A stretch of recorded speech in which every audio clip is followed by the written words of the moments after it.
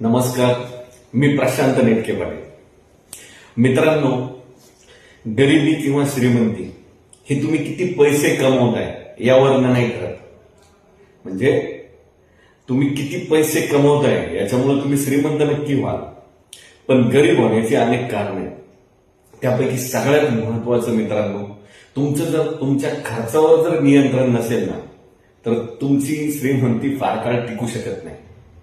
मला म्हणायचं असेल की नेहमी खर्च किती आणि कसा करावा उत्पन्नाच्या रेशोमध्ये ते आपल्याला कळणं फार गरजेचं आहे मित्रांनो.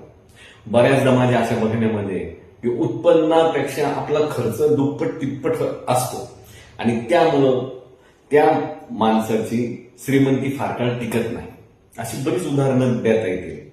उदाहरणार्थ जर सांगायचं झालं तर मायकल जॅक्सन खूप पैसे कमवले पण शेवटी बँक करप्ट झाला मित्रांनो. तसंच दुसरं उदाहरण सांगायचं म्हटलं तर भारत भूषण नावाचे एक कलाकार होते, ज्यांनी उमेदीच्या काळामध्ये खूप पैसे कमवले, पण त्यांनी नंतर त्यांचा जो बंगला तो 25,000ला फक्त राजेश खन्ना यांना विकला. आज त्या बंगल्याची किंमत 1,000 कोटी आहे मित्रांनो. मुद्दा असा आहे की आपण खर्च जर योग्य प्रमाणामध्ये किंवा गरज असेल तिथंच जर केला नाही ना, तर फार काळ श्रीमंती टिकणार नाही. आजही असे खूप उदाहरणं देता येतील. अंबानी ग्रुपचं उदाहरण घ्या. दोघा भावांपैकी एका भावाची काय परिस्थिती आहे, आणि कित्येक अशा गोष्टी आहेत की ज्या आपल्याला गरिबीकडे घेऊन जातात.